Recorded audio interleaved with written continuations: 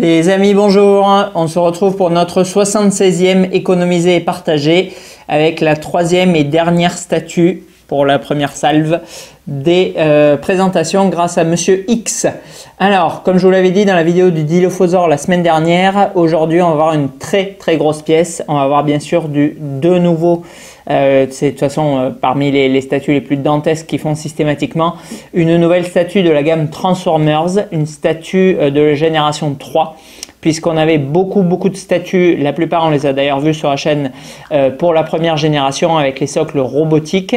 On avait ensuite la vague numéro 2 qui était un peu plus succincte et qui a eu moins de succès avec l'Optimus V4, le Sentinelle, qu'est-ce qu'on avait encore là-dedans, les personnages de l'âge de l'extinction. Voilà, enfin bon, une vague qui avait eu moins de succès avec des socles un peu style lumineux. Et ensuite, on a cette troisième salve de Transformers pour les 10 ans du coup de Prime One Studio. Statue par laquelle ils ont commencé avec des statues avec un effet sable et tiré de Transformers 1 et 2. Alors on avait vu dans des vidéos précédemment Scorponok et Blackout. Scorponok, bon, c'était une petite statue sympa, bien réalisée mais sans grande prétention. Blackout par contre, pour ceux qui l'ont pas vu, je mettrai en fin de vidéo, une statue quand même très impressionnante. Alors un Transformers, bon, voilà, un peu de second degré de mon point de vue et relativement monochrome, mais qui était quand même extrêmement impressionnant de par la taille et le poids. Aujourd'hui, on retrouve plus ou moins la même chose puisqu'on dépasse du coup les 80 cm avec cette statue, plus de 90 si on change du coup ce bras-là et qu'on met le bras vers le haut avec le gun qui dépasse 90 cm, plus de 50 kg pour cette pièce. Et j'ai pas chronométré combien de temps j'ai mis, mais je crois qu'il est number 2 dans le temps de montage après le Jetwing. Bon, le Jetwing, il aura toujours la palme, puisque là, entre le montage et le démontage, j'étais sur une journée entière tout seul. Bon, là, j'ai fait quelques interruptions, mais ça m'a mis quand même une grosse partie de l'après-midi pour le monter uniquement. Donc bon, toujours très long. Il n'y a pas énormément de pièces, il n'y a que deux gros cartons, un 30 et un 25 kg. Mais il y a quand même beaucoup de pièces. Et comme très souvent avec les Decepticons, il y a énormément de pièces qui se ressemblent. Les notices de Prime One qui sont pas forcément super explicites. Et du coup, on galère à mort. Second petit pépin. J'ai pas mal galéré pour enclencher surtout la jambe droite, la gauche ça allait un peu mieux, qui rentrait pas du tout. Au début j'avais ça d'écart. Bon, en chauffant ça a fini par passer, ça a un petit peu frotté le peg. Mais bon, grosso modo là ça va, ça touche quasiment le sable. Il y a un micro écart, il doit y avoir 1 ou 2 mm, mais bon c'est invisible à l'œil nu. Voilà, c'est grosso modo, on va s'arrêter là pour les défauts parce qu'après on est sur une monumentale tuerie intersidérale avec cette pièce qui est complètement ouf. Alors, le premier Megatron, vous le savez, c'est par là que j'ai commencé Prime One Studio. C'est la première statue de Prime One. Et à l'époque, c'était un truc complètement de gueudin, quoi, puisqu'il y avait vraiment que les premium formats ou un petit peu cinémaquette. Mais vraiment, bon, cette architecture, cette complexité sur une statue, on n'avait absolument jamais vu ça. Le premier Megatron, il était extrêmement réussi. Maintenant, il était en pose un peu muséum. Il manquait un petit peu de contraste parce que c'est vrai que les Decepticons sont quand même relativement tout gris. Et on avait un socle relativement simple. On peut dire que Prime One, ils ont grosso modo tout corrigé avec cette pièce.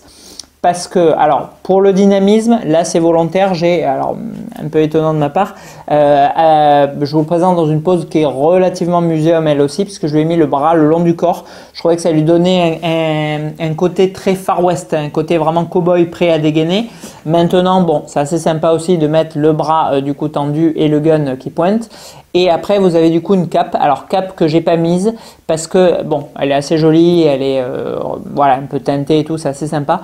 Mais ça vient masquer énormément de la statue. Et même si dans un display, je pense que bien sûr je l'aurais présenté parce que voilà, cette version un peu renégat de Megatron, il lui faut cette cape pour cacher et tout un peu ces dommages suite au premier affrontement avec Optimus. Mais ça vient quand même masquer énormément de travail de la part de Prime One Studio et je voulais absolument vous présenter cette statue dans le moindre détail parce qu'il y a un travail qui est époustouflant sur cette pièce.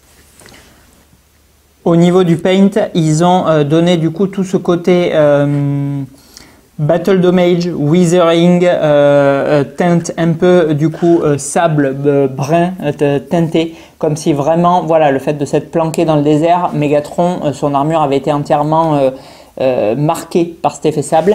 Et on a du coup, au lieu du gris métallique du premier volet, un mix entre cette teinte et le sable le sable qui est présent dans le désert et qu'on retrouve du coup sur cette uniformité de socle de la vague 3 de Transformers.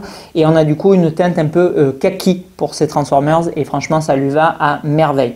Déjà le fait que la teinte soit pas uniformément grise comme le premier Megatron, ça lui donne déjà une très grosse plus-value parce que on va venir trancher du coup avec certaines parties qui sont du coup très certainement en acier inoxydable ou des choses comme ça et qui viennent du coup contraster entre le gris métallique alu et le kaki. Et deuxièmement, ça donne une palette énorme à Prime Studio pour venir du coup appliquer, je vous le montre vraiment dans le détail, ces différentes dégradations qu'ils opèrent du coup sur la carrosserie de Megatron. On va avoir des effets de rouille, on va avoir des effets de peinture rayée, de peinture carrément rongée, on va avoir des plaques qui sont collées par-dessus. Enfin, il y a vraiment un travail de peinture qui est monstrueux sur cette pièce, vraiment monstrueux, monstrueux. Et c'est vrai que des pièces qui ont une renommée comme je sais pas, comme Shockwave ou le Jetwing, c'est deux pièces vraiment fer de lance de cette gamme Transformers qui est quand même déjà en soi assez délirante, mais dont vraiment ces deux statues sont l'extrapolation. On a un paint qui est inférieur à celui de cette statue. Il est, je pense, je ne les ai pas tous vus, mais on a vu bon 3/4. Et on les a vus d'ailleurs ensemble sur la chaîne. Je pense que c'est la statue Prime Studio Transformers qui est la plus aboutie, la plus poussée en termes de peinture. C'est vraiment, voilà, il y a vraiment énormément de détails. Il y a bien évidemment cette tête qui est complètement Battle Damage, détruite, à moitié fondue sur la partie droite, et où la version exclusive, parce que là malheureusement c'est la régulière, on a le petit insecte qui vient ronger Megatron qu'on va venir apposer. On a en plus du coup de ces teintes métalliques et kaki, les chaînes, toutes ces chaînes du coup qui entravent Megatron, qui sont complètement rouillées, donc qui ont une teinte ocre et qui viennent encore amener du contraste supplémentaire sur la pièce. Donc il y a vraiment un paint qui est colossal sur cette statue et qui donne vraiment, enfin qui met en valeur. On en parlait un peu dans la vidéo du Custom Alien Predator. C'est vrai que bien sûr la sculpture, l'ingénierie, la pose, tout est important dans une statue, mais très souvent on sous-estime en fait le paint. Et c'est vrai qu'une statue qui est mal sculptée mais qui est extrêmement bien peinte, elle peut avoir du coup un rendu qui va être beaucoup plus poussé au final qu'une statue qui est très bien sculptée, un peu comme, qui est bien sculptée on va dire, un peu comme ce que fait PCS, mais avec un paint vraiment extrêmement sommaire et qui va du coup rendre la pièce à l'œil assez fade. Bon, là c'est l'inverse, on a vraiment un travail d'usine qui est franchement de très haute qualité. On dirait quasiment du pro paint, quasiment une pièce custom qui a été peinte par un artiste parce que c'est vraiment extrêmement détaillé. Voilà. Alors, en partant de bas en haut, on a du coup un socle, franchement qui est magnifique puisqu'on retrouve du coup un petit peu les codes Decepticons et qui vont s'harmoniser avec l'intégralité de la gamme avec tout un tas de rouages, de pylônes, de trucs. C'est pas un petit peu, je trouvais la vague 2 un peu plate, un peu répétitive dans ces socles. Là, on a vraiment un bon contraste sur le socle. Il est vraiment très sympa. On a l'ambiance vraiment Transformers, Decepticons. Et on va avoir du coup ce socle sablé où on va avoir des parties métalliques et on va avoir sur l'arrière du coup une motte de sable qui va le rendre un petit peu asymétrique et qui va encore donner du détail sur cette assise, quoi. Ensuite, on a les jambes, comme très souvent sur les Transformers, où il y a plus de la moitié des pièces sur les jambes. On a une ingénierie, un nombre de détails, des pièces d'un atypisme extrêmement poussé, avec des parties clean, des parties semi-détruites, des parties complètement destroy, qui viennent du coup s'imbriquer et donner encore une fois beaucoup de diversité au regard quand on regarde cette pièce. Et ça c'est vraiment très appréciable. On va avoir après, comme je vous l'ai dit, la possibilité de mettre le flingue le long du corps ou en position un peu plus dynamique, pointée un peu vers le ciel, avec la cape que vous pouvez moduler et qui part dans le vent. Donc ça vient apporter un peu de dynamisme. Après voilà, c'est Megatron, c'est un robot qui doit faire je ne sais combien de tonnes et 13 mètres je crois. Bon, bien évidemment, ils vont pas faire une pose à la Spider-Man, ce serait ridicule quoi. Là, je trouve que sans être sur une pose vraiment musée comme on avait sur le premier et c'était un peu dommage, là on a vraiment voilà, on est sur du semi-dynamique entre le muséum et le dynamique et ça va extrêmement bien à Megatron parce que bon, faut pas oublier que c'est quand même le chef des Decepticons qui est quand même voilà extrêmement badass et compagnie, donc ils vont pas lui faire une pose rock'n'roll à la Deadpool quoi. Voilà, après on a bon une multitude de détails sans nom au niveau de la sculpture avec énormément voilà de rouages, de cylindres, de pistons, de tuyaux, de machins dans tous les sens. Bon, et voilà, vous pouvez même pas regarder des câbles électriques aussi, je vois, parce que les parties de la jambe elles sont semi-ouvertes et du coup vous voyez tous les filaments électriques qui passent en dessous, c'est extrêmement bien fait aussi. Voilà, enfin, je dirais que grosso modo, à part des petits défauts de fabrication, c'est-à-dire voilà tout ce qui est notice explicative, assemblages qui sont pas toujours parfaits chez Primon, on le sait, etc. En termes de conception, en termes de design et en termes d'exécution, donc les trois phases majeures en fait d'une statue, on est quasiment sur un sans faute. Franchement, on est vraiment sur le Megatron. Il vient complètement supplanter, complètement effacer le premier, il n'amène rien du tout. C'est vrai que des fois vous avez, par exemple, voilà, j'ai présenté là il n'y a pas longtemps le Custom Predator.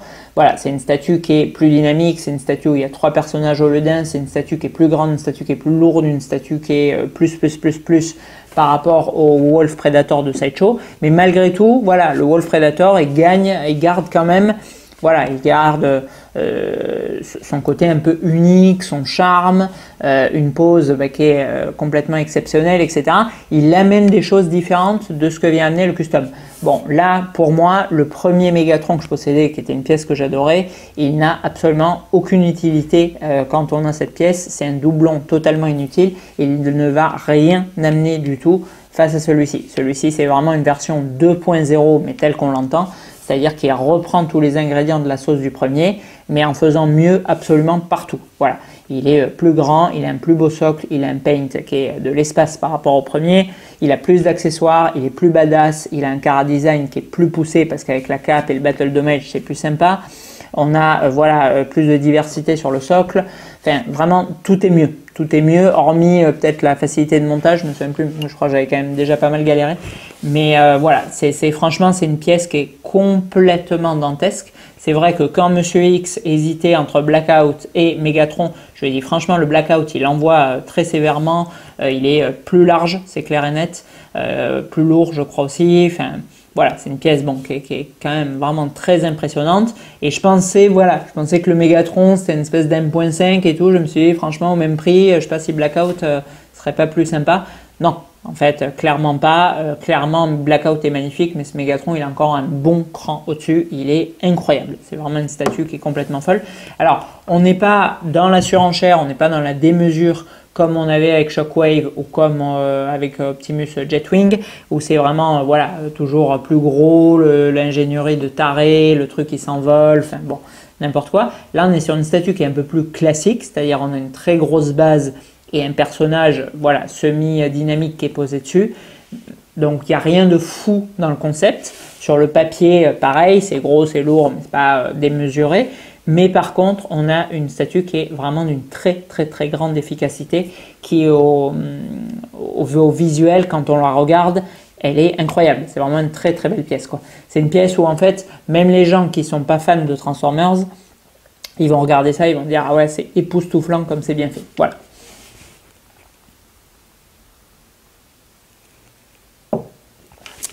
Donc bon. Grosso modo, vous l'aurez compris, bon, je suis très élogieux sur cette pièce, je trouve très peu de défauts. En termes de tirage, alors on avait quand même un tirage relativement élevé, je crois que c'était 600 pièces pour ce Megatron. Donc bon, alors, encore une fois, bon là on n'est pas sur Blackout ou comment il s'appelle ce crétinus plus son nom, le samouraï là, Drift. Voilà, là bon, on est sur Megatron. C'est le gros méchant de Transformers. Alors bien sûr, dans le 2, il y a Fallen, dans le 3, il y a Sentinel, etc., etc. Après, on les oublie. Ils n'ont pas fait Unicron pour le moment. Mais voilà, Megatron, c'est l'ennemi juré d'Optimus. Donc bien évidemment, c'est le Decepticons par excellence. Si on prend un duo, on va prendre évidemment Optimus et Megatron. On va pas faire Optimus et Sentinel ou Optimus et bon, ce Fallen n'existe pas de toute façon, mais bon, bref, vous aurez compris. Donc voilà, c'est vraiment bon, une pièce incontournable pour tous ceux qui font la ligne ou une partie de la ligne, parce que c'est juste un set complètement surréaliste à réunir. Et même pour ceux qui vont prendre limite qu'un seul Transformers, ceux qui sont un peu du côté des bad boys, vont sûrement prendre ce Megatron au lieu de Optimus. Donc voilà, on est vraiment sur une statue qui a quand même un gros potentiel de clients, un gros vivier potentiel de clients. Maintenant, bon, on est bien évidemment freiné par le prix. On est sur une statue en économisé et partagé où on était à 2500 €. Donc, j'ai pas regardé les prix publics. Généralement, sur les Transformers, il n'y a pas un énorme écart. Je crois qu'on était peut-être sur 2008, un truc comme ça. Donc bon, c'est encore plus cher, mais c'est pas, voilà, il vaut pas 4000 € en prix régulier. Et bon, bien évidemment, c'est le prix qui va freiner. C'est-à-dire que même s'il y a beaucoup de gens qui sont intéressés à la base par cette statue, bon, est-ce qu'on va trouver 600 personnes qui vont débourser près de 3000 €, un peu moins pour ceux qui vivent en Asie, pour acquérir cette pièce? Ça, c'est toujours la question. C'est sûr que quand vous faites des tirages, enfin quand ils font eux des tirages à 100 ou 150 exemplaires sur des très très gros hits, bon, généralement, voilà, ils finissent dans des collections de gens qui peuvent, entre guillemets, se le permettre et qui vont, il y a peu de chances, revendre les pièces.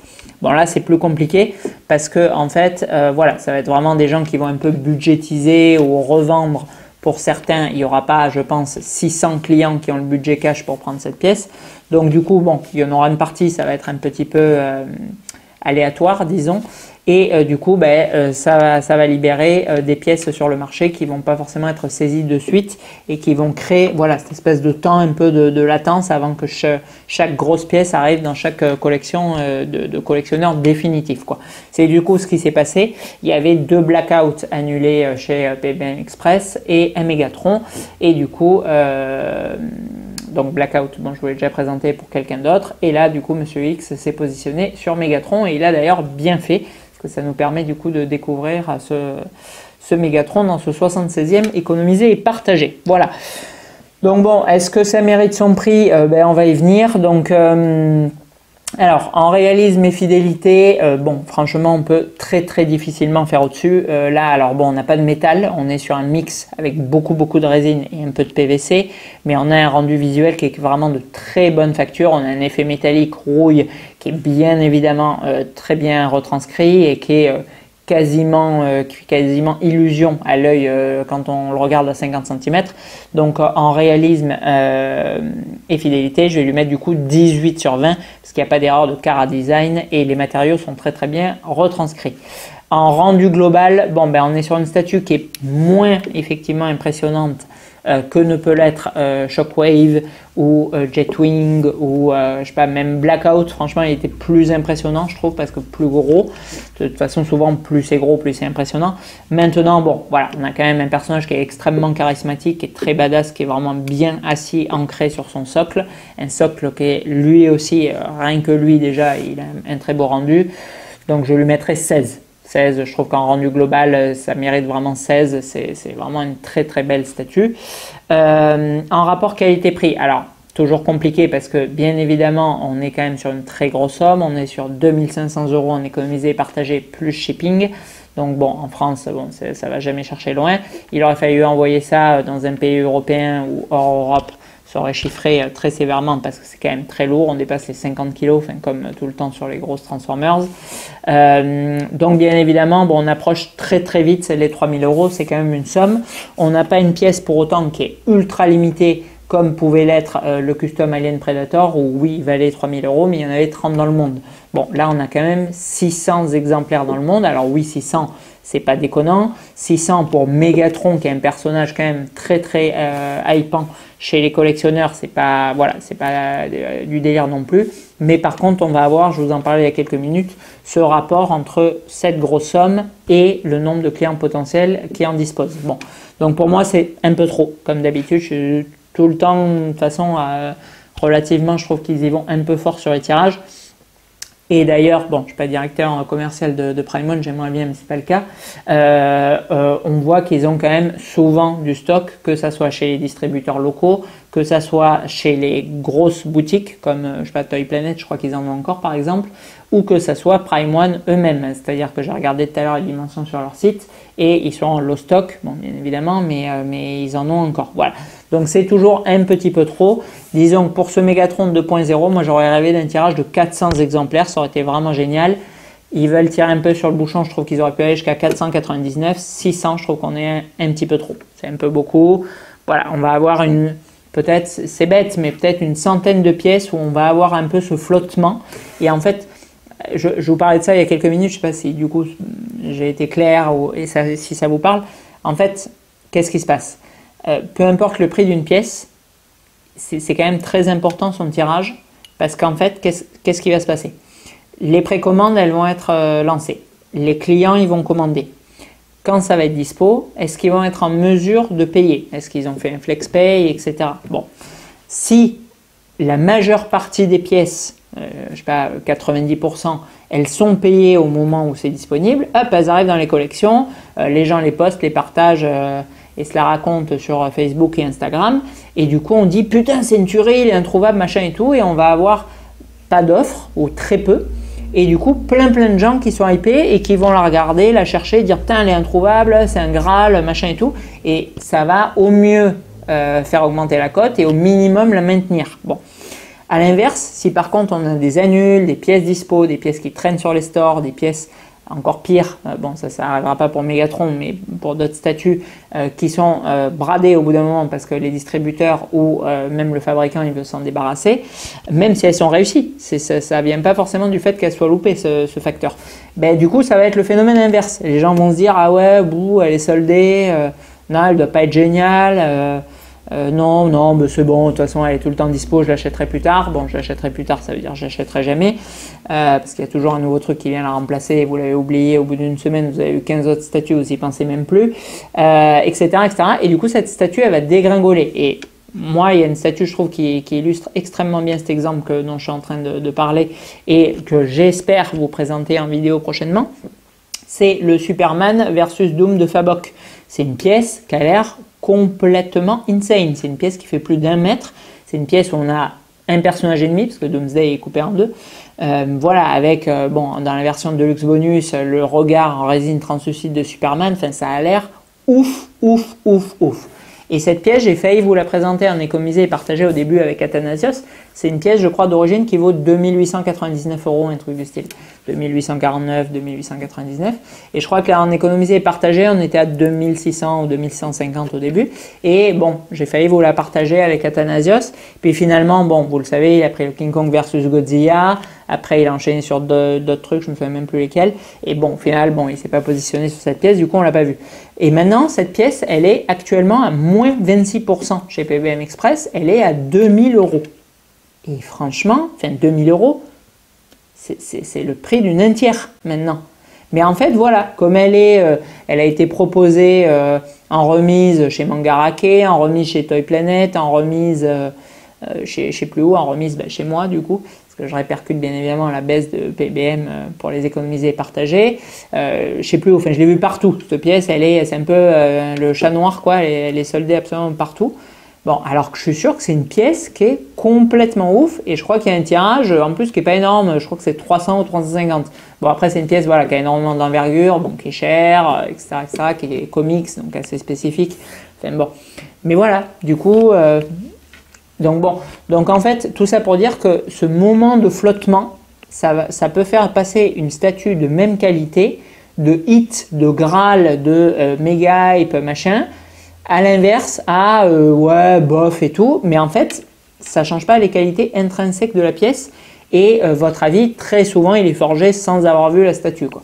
Donc bon, moi je trouve que c'est quand même très important ce tirage, surtout sur des pièces comme ça, parce que, bon, encore sur des petites statues, vous trouvez toujours des gens qui ne sont pas dans la collection, qui vont décorer leur salon ou faire une pièce à thème Star Wars, etc. Bon. des gens comme j'ai parfois en boutique, enfin sur la boutique d'Avignon, des gens qui sont pas du tout dans le milieu de la statue et ils achètent parce qu'ils trouvent ça beau, ils aiment le perso, je ne sais quoi. Bon, mais par contre, bon, des pièces comme ça, sur qu'à 3000 €, bon, il faut être quand même relativement initié pour acheter ça. Donc voilà, donc c'est quand même très important d'avoir un tirage maîtrisé pour que grosso modo, ces pièces elles gardent leur cote et du coup elles ne soient pas discréditées sur le second marché. Voilà, bon, tout ça c'est pour développer le rapport qualité-prix, c'est quand même un petit peu long comme argumentaire, mais bon, je trouvais intéressant de vous partager du coup ce point de vue. Alors, le facteur par contre qu'il faut prendre en compte, c'est qu'on ne voit, alors j'ai aucune explication pourquoi, parce que ça se vend quand même relativement difficilement et ça met longtemps à se vendre quand il y en a sur le marché, des Transformers, mais malgré tout, on n'en voit quasiment jamais. C'est-à-dire que quand il y en a un, il reste très longtemps en annonce, mais par contre, des annonces de Transformers, il y en a très très peu. Donc je ne sais pas s'il y a très peu de collectionneurs français, européens de Transformers, je ne sais pas. Mais franchement, vous en cherchez, il n'y a quasiment pas d'offres pour rien. Par exemple, Grimlock, je crois que depuis que j'ai vendu le mien, là, le Sclu avec Optimus sur le dos, je crois que j'en ai jamais revu un en vente. Jamais. Donc bon, là on est sur Megatron, un seul exemplaire dispo chez PBM Express, acquis par Monsieur X, il va arriver chez lui, il ne va plus jamais bouger. Bon, voilà, je pense pas qu'il se balade sur le bon coin. Dans 15 jours, vous en trouviez 3. Donc, à première vue, cette pièce ne devrait pas décoter. Donc, on va quand même lui mettre un 16 sur 20 aussi. J'ai bien à la note, vous n'en pouviez plus. En rapport qualité-prix. Parce que, bon, oui, c'est très cher. Oui, le tirage est un peu gros. Mais à première vue, voilà, c'est pas une pièce qui devrait être bradée à moins 50%, que personne ne voudra acheter et compagnie. Bon. Voilà, donc je pense qu'on a quand même un rapport qualité-prix qui est cohérent, même si, encore une fois, il y a deux facteurs qui sont un peu élevés. Enfin, en note globale, alors là, voilà, comme d'habitude, la moyenne voudrait que je mette 16 du coup à ce Megatron, puisque c'est à peu près la somme des notes. Maintenant, franchement, alors encore une fois, bon, en toute subjectivité, parce que bon, j'aime énormément Transformers et ce Megatron, il est trop badass qu'il en peut plus. Franchement, il y a moyen de faire un display, rien qu'avec lui, il y a moyen de faire un display insane, mais franchement quoi. Mais bon, je vais lui mettre 18 sur 20. 18 sur 20 parce que franchement, c'est une statue qui est incroyable. Le niveau de photoréalisme, il est extrêmement poussé pour de la résine. Ce personnage, il est charismatique et badass à souhait dans cette proposition que nous fait Prime One Studio. Je sais plus ce que j'allais dire en troisième. Voilà, et on a un rendu qui est quand même vraiment de très haut level. Ah oui, c'est ce que je voulais vous dire, c'est que qu'est-ce qu'on pourrait faire en 3.0 sur cette statue? Franchement, là, ils ont vraiment optimisé, poussé Megatron quasiment au paroxysme. Je pense qu'il y a quand même peu de possibilités pour faire un plus beau Megatron que ceux que nous a sortis après Prime One Studio. Donc vraiment, voilà, on lui met pas 20 parce que bon, voilà, on pourrait, moi ça me vient pas l'idée, mais il y a peut-être moyen d'imaginer un socle encore plus fou, d'avoir un effet métallique plus prononcé et une pose tout en restant crédible qui est encore plus sympa. Donc on va se garder 2 points de marge. Mais pour moi, on est quand même vraiment sur du très haut niveau en termes de Megatron. Donc 18 sur 20, je trouve que c'est mérité. Voilà, allez, je remercie infiniment Monsieur X pour sa confiance dans ces 3 belles pièces qui nous a permis de découvrir. Le Megatron qu'on n'aurait très certainement jamais pu voir sans lui. Le Dilophosaure, surprise, mais bon, la vidéo a été complètement foirée malheureusement par la luminosité, mais bon, très belle pièce quand même. Et du coup, ce Batman complètement incroyable de Tirette Forever. Donc merci beaucoup. Je ne sais pas ce qu'on verra dans les économisés et partagés, parce que là on arrive du coup sur Noël. Enfin, vous, quand vous aurez les vidéos, on sera peut-être en janvier même. Mais bon, moi j'arrive sur la période de Noël, donc du coup pas de vidéo en ce moment parce que je vais travailler tous les jours. Mais voilà, mais on se retrouve bien évidemment en 2024 pour continuer les économisés et partager et avoir toujours plus de statues incroyables les unes que les autres. À bientôt.